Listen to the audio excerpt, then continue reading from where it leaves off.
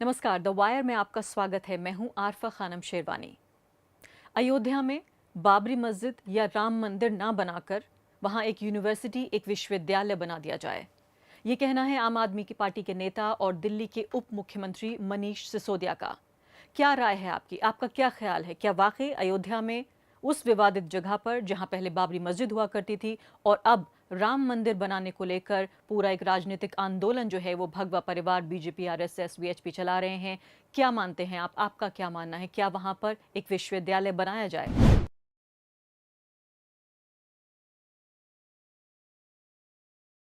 मनीष सिसोदिया का कहना है कि हिंदू और मुसलमान दोनों समुदायों की अगर सहमति हो तो वहां पर एक विश्वविद्यालय बनाया जाए।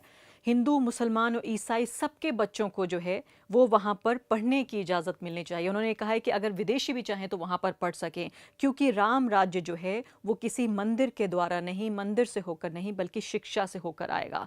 आम आदमी पार्टी के नेता मनीष सिसोदिया ये बात कह रहे हैं और आप ये कहेंगे कि ये बात तो बहुत बार की जा चुकी है। बहुत सारे नेताओं के जरिए पिछले 25-26 साल में किसी ने कहा कि अस्पताल बनाया जाए, किसी ने कहा लाइब्रेरी बनाई जाए, कुछ ने कहा कॉलेजेस बनाए जाए। बहुत सारे प्रपोजल इसको लेकर लगातार सालों में आते रहे हैं। तो ऐसा क्या कह दिया मनीष सिसोदिया ने जिस पर आज हमें चर्चा करनी चाहिए?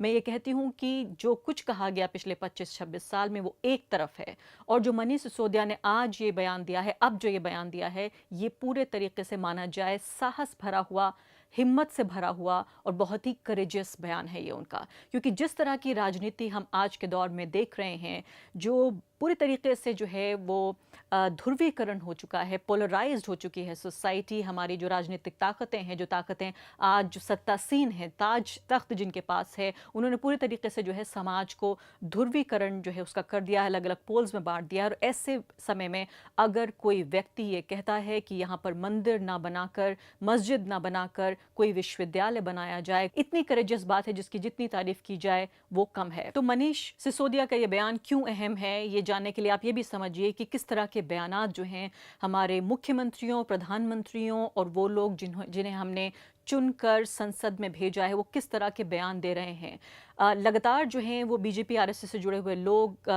जो सुप्रीम कोर्ट है, अदालत है, जिसने ये कहा है कि जिसने इस मामले को टाल दिया और ये कहा कि जनवरी में वो ये तय करेंगे कि कब से और किस तरह से इस मामले की सुनवाई की जाए। मामला टाले जाने के बाद किस तरह से जुडिशियल नक्सल कहा गया, अदालत को ये कहा गया कि साजिश हो रही है। खुद प्रधानमंत्री ने ये कहा कि कांग्रेस पार्टी डराने धमकाने की कोशिश कर रही है सुप्रीम कोर्ट को, ताकि इस मामले को, राम मंदिर के मामले को टाला जा सके। योगी आदित्यनाथ लगातार जो है इस पर बयान देते रहे हैं। उन्होंने ये भी कहा कि justice delayed is justice denied, यानी कि अगर समय पर न्याय ना हो तो वो अन्याय के समान होता है। ये भी उन्होंने कहा कि जो कार्य होना है वो होकर रहेगा, उसे कोई नहीं टाल सकता।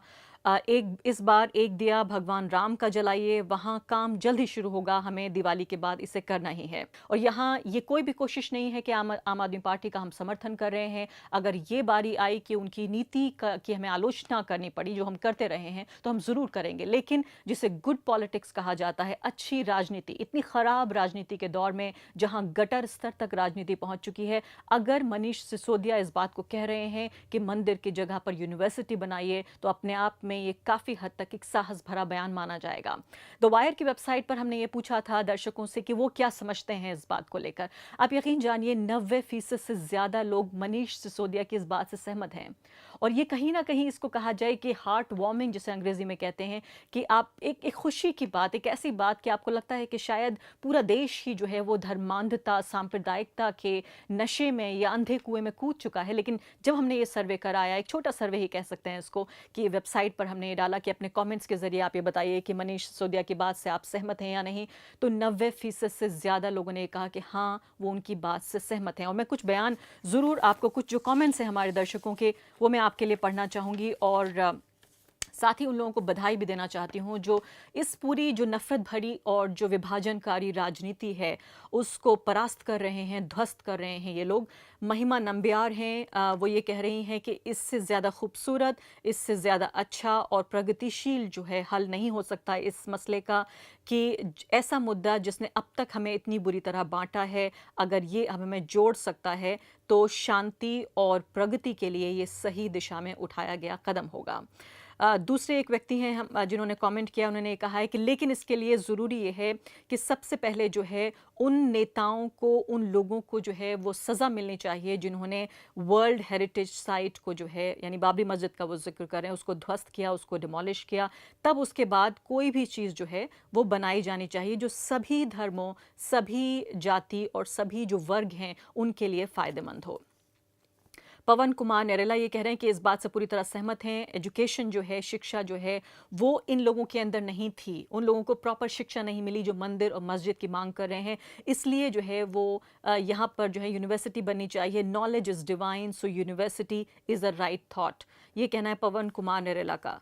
और साफ तौर पर अगर देखा जाए तो ये एक अच्छी भावना से दिया गया बयान है, लेकिन इसमें जो एक पेच है मनीष सिसोदिया की इस पूरी बात में, उसको भी देखना ज़रूरी है कि जो कानून का राज है, जो रूल ऑफ लॉ है, दरअसल वो इस बात से इस्टेब्लिश होता है कि जो अदालत में जो मुकदमा है, दरअसल पहले हम उस पर ध्यान दें कि अदालत आखिर क्या फ़ैसला देने जा रही है। क्योंकि दो पार्टीज़ अगर आपस में आकर अगर इस मामले को सुलझाने की कोशिश कर रहे हैं तो ये बहुत अनइक्वल पार्टनर्स हैं, यानी गैर बराबरी के। एक वो लोग हैं जो कि सत्तासीन हैं, जो ये चाहते हैं कि मंदिर बनाया जाए, और दूसरी तरफ वो पक्ष है जो कि धार्मिक रूप से अल्पसंख्यक है, उसकी आवाज़ उतनी बुलंद नहीं है और उसकी जो सामाजिक स्थिति है, जो आर्थिक स्थिति है, राजनीतिक स्थिति है, वो भी उतनी मजबूत नहीं है। तो दो अनइक्वल पार्टनर्स के बीच में किस तरह से हम एक आउट ऑफ कोर्ट सेटलमेंट की बात कर रहे हैं। और दूसरी सबसे महत्वपूर्ण बात कि किसी भी जो रूल ऑफ लॉ है, दरअसल वो इस बात को डिमांड करता है, इस बात की मांग करता है कि पहले जो क्राइम हुआ है, जो जुर्म हुआ है,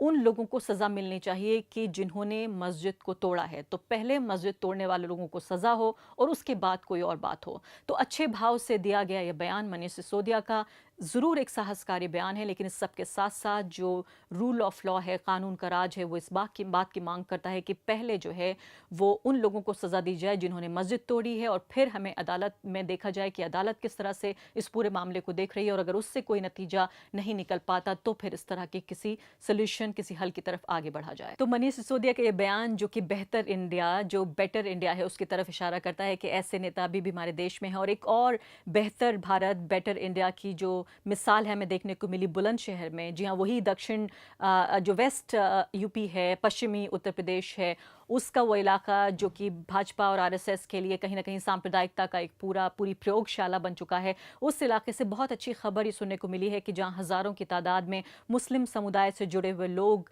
एक इज्तिमा वहाँ पर कर रहे थे, एक तरह का एक रिलीजियस कॉन्ग्रीगेशन जिसे कह सकते हैं, वो कर रहे थे। वहाँ पर नमाज के दौरान उनके लिए जगह कम पड़ गई, तो वहाँ जो लोकल लोग हैं, स्थानीय जो लोग हैं, उन्होंने वहाँ मंदिर उन लोगों के लिए खोल दिया, और इस मंदिर में जो है वो बड़ी तादाद में मुस्लिम समुदाय से जुड़े हुए लोगों ने वहाँ नमाज अदा की। वाकई जिसे कहते हैं कि एक जख्म पर एक फाहा एक रख दिया जाए, एक मरहम जो है लगा दिया जाए, उस तरह की खबर है। तो एक तरफ एक जो है वो मुख्य धारा के नेता ये कह रहे हैं कि मंदिर ना बनाकर विश्वविद्यालय बनाया जाए, और दूसरी तरफ जो है एक समुदाय के लोग दूसरे समुदाय से कह रहे हैं कि आइए, आपका स्वागत है, आप हमारे मंदिर में आके नमाज पढ़ सकते हैं। शायद इसी बेहतर भारत का सपना मैंने और आपने देखा है। नमस्कार। द वायर के और वीडियोस देखने के लिए सब्सक्राइब करें और बेल आइकन पर क्लिक करें।